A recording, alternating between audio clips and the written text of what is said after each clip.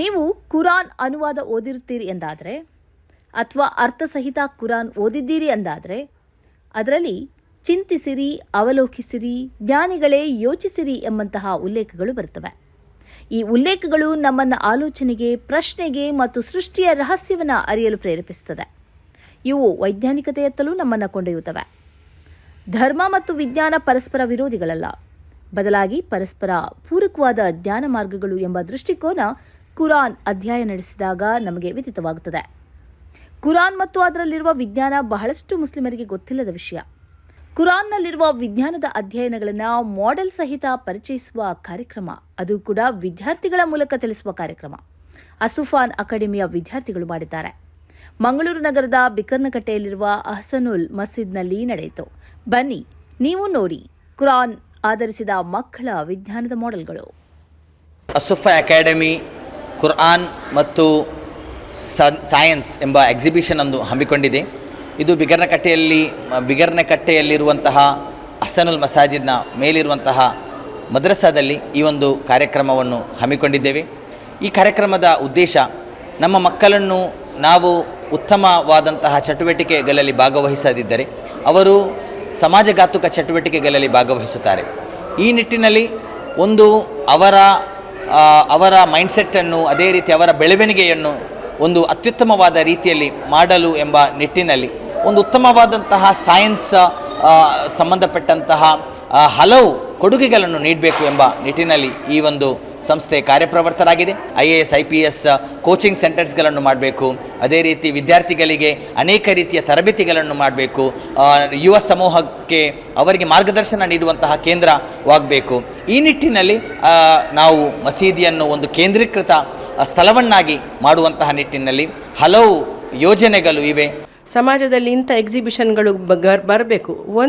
ಆ ಮಕ್ಕಳು ಸರಿಯಾಗಿ ರೆಡಿ ಆಗ್ತಾರೆ. ಯಾವ ಸೂಕ್ತದ ಬಗ್ಗೆ ಸೈನ್ಸ್ ಕೂಡ ಹೇಳ್ತಾ ಇದೆ ಮತ್ತು ಕುರಾನ್ ಕೂಡ ಹೇಳ್ತಾ ಇದೆ ಅಂತ ಹೇಳುವಾಗ ಅವರು ಕೂಡ ಸರಿಯಾಗಿ ರೆಡಿ ಆಗ್ತಾರೆ. ಅಂದರೆ ಅವರ ತಲೆಗೆ ಹೋಗ್ತದೆ ಇಂಥ ಒಂದು ವಸ್ತು ಇದೆ ಅಂಥೇಳಿ. ಮತ್ತು ಜನರಿಗೆ ಕೂಡ ಒಂದು ಗೊತ್ತಾಗ್ತದೆ ಕುರಾನಿನಲ್ಲಿ ಏನೆಲ್ಲ ವಿಷಯಗಳು ಅಲ್ಲಾಹನು ಹೇಳಿದ್ದಾನೆ, ನಮ್ಮ ಸೃಷ್ಟಿಕರ್ತ ಜನರಿಗೆ ಬೇಕಾದಂಥ ಎಲ್ಲ ಮಾಹಿತಿಗಳನ್ನು ಅದರಲ್ಲಿ ಕೊಟ್ಟಿದ್ದಾನೆ ಅಂಥೇಳಿ ಅಂಥ ವಿಷಯ ಕೂಡ ಬರ್ತದೆ. ಆದ್ದರಿಂದ ಇಂಥ ಎಕ್ಸಿಬಿಷನ್ ಅಲ್ಲಿ ಆಗಬೇಕು, ಮಕ್ಕಳಲ್ಲಿ ನಾಲೆಜ್ ಬೆಳೆಸಲಿಕ್ಕೆ ಮತ್ತು ಜನರಿಗೆ ಕೂಡ ಆ ಬಗ್ಗೆ ಗೊತ್ತಾಗಲಿಕ್ಕೆ.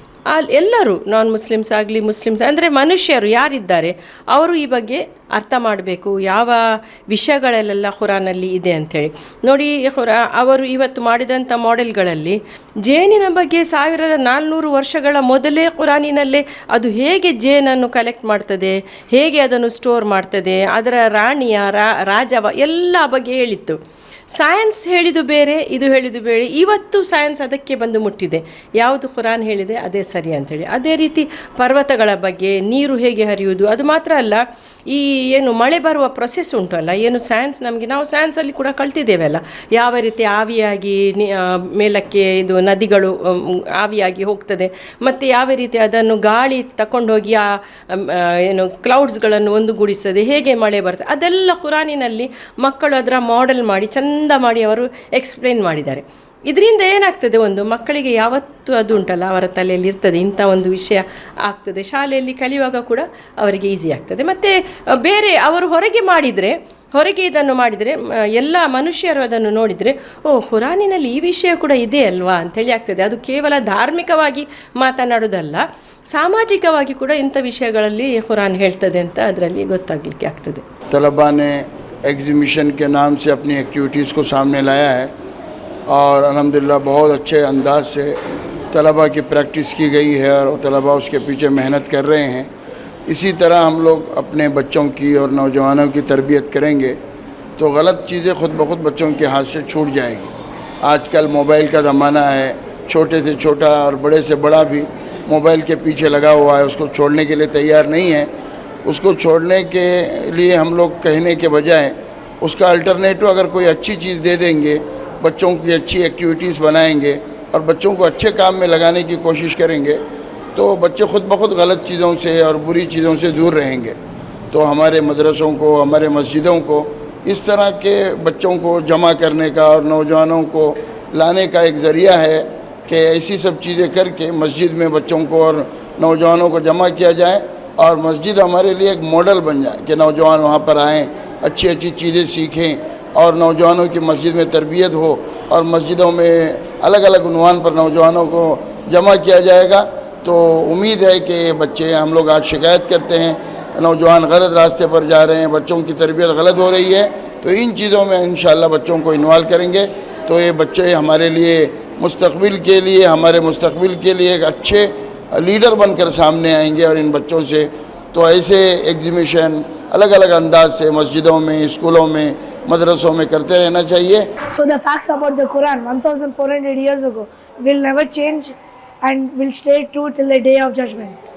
The description about the Quran supported by modern scientist Frank Press, who was the author of the renowned book The Earth. In his book, he mentions that the mountains were shaped like pegs extending deep underground. So the facts about the Quran 1400 years ago were true and unchanged and will remain unchanged till the day of judgment. More than 1400 years ago, the Quran described the life and the behavior of bee in Surah Nahl, ayah 68 to 69. And the law taught the bee to build its cells on hills, on trees, and in men's habitation, then to produce of all its food of the earth, and find with the skill of its spacious path of its Lord. For a long time, human beings did not fully understand how bees communicate and organize their life. It was only in 20th century that the science discovered something extraordinary. In 1937, a scientist named Carl von Frick received a Nobel Prize for discovering a bee dance. He proved that when a bee finds a new garden or a flower, it comes back to the hive and communicates the exact direction and distance to the other bees. For a long time, people did not understand how rain formed or where underground water came from. Ancient thinkers believed that ocean water traveled inland through secret underground passages. Even great philosophers like Aristotle had incorrect ideas about how springs were formed. The understanding came much later in 1580. Bernard Palissy described the water cycle clearly. He explained that the water evaporates from clouds, moves inland, falls as rain, then collects in rivers and lakes, and then flowing back to the ocean, forming a continuous cycle. What is remarkable is that more than 1400 years ago, the Quran had already described this process. Allah says that He sent down rain from the sky and leads it to springs. Another verse says that we send down water from the sky and due to measures, and we soak it into the soil. These verses accurately describes rainfall, infiltration and groundwater. Quran also highlights the role of winds. The light is absorbed by layer, because of that it comes dark. The Quran is the book revealed for guidance of all human beings. It teaches a person how to attain true success, how to find peace and satisfying in this world, and salvation in the hereafter. Allah has mentioned universal facts more than 1400 years ago. The facts were unknown to the people of that time. Modern discoveries have confirmed that the universal truth present in the Quran remains unchanged. Such knowledge could only come from the creator of the universal. The defense is good. The Quran is a book revealed for the guidance of all human beings. It teaches a person how to attain true success, how to find peace and satisfaction in this world and salvation in the hereafter. We must understand that the Quran is not a science textbook meant to teach scientific theories or newly discovered facts. Rather, it is a book of science that distinguishes truth from falsehood and guidance from delusion. Sisters, the Quran is a book revealed for the guidance of all human beings. It teaches a person how to attain true success, how to find peace and satisfaction in this world and salvation in the hereafter. We must understand that the Quran is not a science textbook meant to teach scientific theories or newly discovered facts. Rather, it is a book of science that distinguishes truth from falsehood and guidance from delusion. Quran is a book of, not a book of myth, but it's a book of science for the people, those who reflect. ಸ್ನೇಹಿತರೆ, ನಿಮ್ಮ ಅದ್ಭುತ ಬೆಂಬಲದಿಂದ ಸನ್ಮಾರ್ಗ news channel ಈಗ 2 ಲಕ್ಷ ಸಬ್ಸ್ಕ್ರೈಬರ್ಗಳನ್ನು ದಾಟಿದೆ. ಇದು ನಮ್ಮ ಯಶಸ್ಸಲ್ಲ, ಇದು ನಿಮ್ಮ ಯಶಸ್ಸು. ನಮ್ಮ ಮುಂದಿನ ಗುರಿ 4 ಲಕ್ಷ. ಇದು ಕಷ್ಟವಲ್ಲ. ನೀವು ಮಾಡಬೇಕಾದದ್ದು ಸಿಂಪಲ್. ನೀವು ಸನ್ಮಾರ್ಗ ನ್ಯೂಸ್ ಚಾನೆಲ್ ವಿಡಿಯೋವನ್ನ ನಿಮ್ಮ ಸ್ನೇಹಿತರಿಗೆ, ಕುಟುಂಬದವರೊಂದಿಗೆ ಹಂಚಿಕೊಳ್ಳಿ ಮತ್ತು ಅವರಲ್ಲೂ ಸಬ್ಸ್ಕ್ರೈಬ್ ಮಾಡಲು ಹೇಳಿ. ನೀವು ಶಕ್ತಿಯನ್ನು ಕೊಡಿ, ನಾವು ನಿಖರ ಸುದ್ದಿ ಕೊಡ್ತೇವೆ. ಧನ್ಯವಾದಗಳು.